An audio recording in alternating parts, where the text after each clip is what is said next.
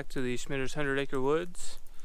So today wanted to do kind of a quick video on how we store firewood. So I know there's a lot of different videos or people out there that have kind of talked about how they do it. So I figured I'd kind of include what I've been doing and what's kind of working for me, and share that with everyone. So the main storage we have for firewood is this firewood shed. This is kind of what we use for personal use and what we burn here. Essentially it has 4 bays and you can stack about 4 deep, and it's just a really good way to store firewood and keep it out of the weather. With the roof and the overhang, it keeps this nice and dry.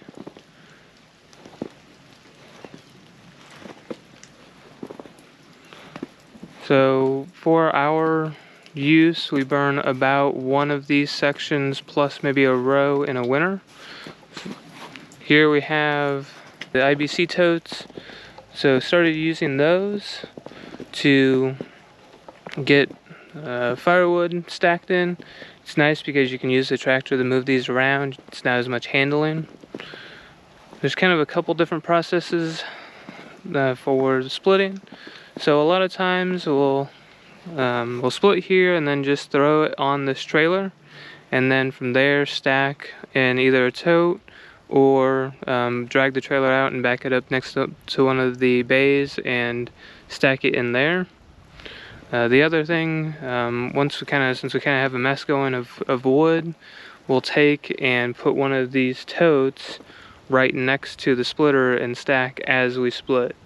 So I found that works fairly well, just kind of with all the wood we've been trying to get out of the way, or that we've put in the way. I need to get it out of the way so that we can start doing that again, but kind of have a flat spot there that can set a tote and then split into that tote, so you're not having to handle it that second time by throwing it on the trailer and then stacking it.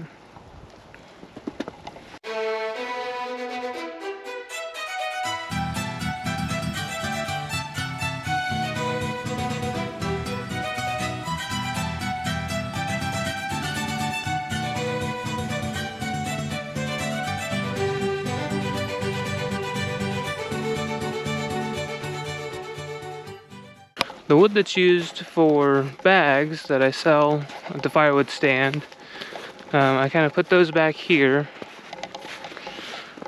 So that's the neighbor's pond there, and it's a power line clearing.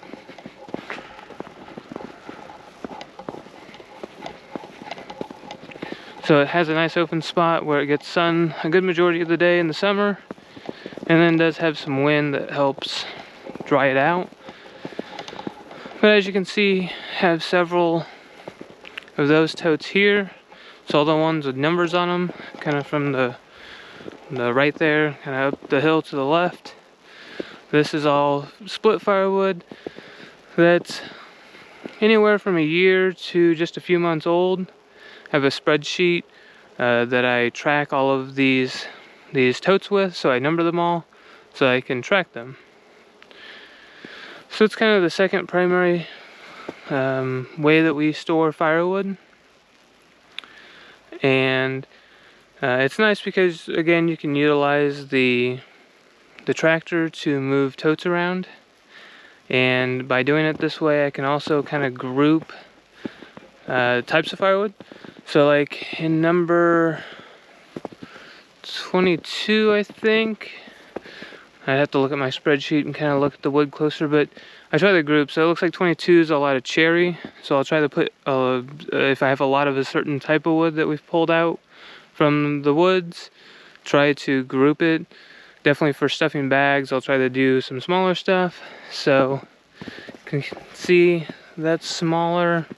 Some of these pieces are a little bit bigger, and then this is smaller again for stuffing bag purposes. So I have some of both, some of the bigger stuff along with stuff that's split smaller, and try to differentiate all that on a spreadsheet so that you can keep track of it. And if I need to sell a rick of wood to someone, because one of these, if you watch Adam's video with Hometown Acres, he uses these a lot and stacks them up similarly.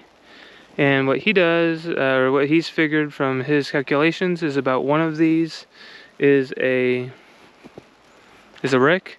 And in Indiana, most things that we do here are by the rick. So we have bricks, and about one of these, or a face cord is another word for it, and 3 of these together makes up a cord. Again, Adam's done a really good video kind of figuring all that out on Hometown Acres, so he's a good one to also watch if people haven't watched his videos yet. What I've done, as you can see on all these, it seems to be working fairly well, is I cut them in half, put seams up the sides, and then use them as hats. So as you can see here with the recent snow we got, the snow will fall on, and then whenever it melts it will start to fall off. And you can see the bottom layer does get wet, but it helps from the overall all of the wood kind of getting wet. I found that this is kind of the best solution just because you can kind of stick them on there and don't have to worry about them going too far. Every now and then if we have a big storm back here and wind catches it, you'll have to throw a lid back on, but overall it's not too bad. So the last piece of the firewood is, once we have it stored and need to get it inside, we do keep a small stockpile inside to feed the fire. It helps to be able to just come downstairs, throw some wood in the furnace, and not have to go outside every time. So we have, I don't know, like a 4x6 spot that we keep wood, and this just helps to have a little bit inside. It's about, if it's not super cold out, it's about a week's worth of wood. If it's colder, may have to get some more in, but it really helps to have this little bit inside, and it ensures that it's dry whenever we need to use it. All the heat in the house, it does have a couple blowers on it, and then runs up to a duct system above, so it feeds the entire house that way. And it's a United States stove company. Thank you for watching the Schmitter's 100 Acre Woods. Been working on growing the channel a little bit, so if you enjoyed this video and want to see others like it, please subscribe and hit that like button so I can see feedback. Thanks. Catch you next time.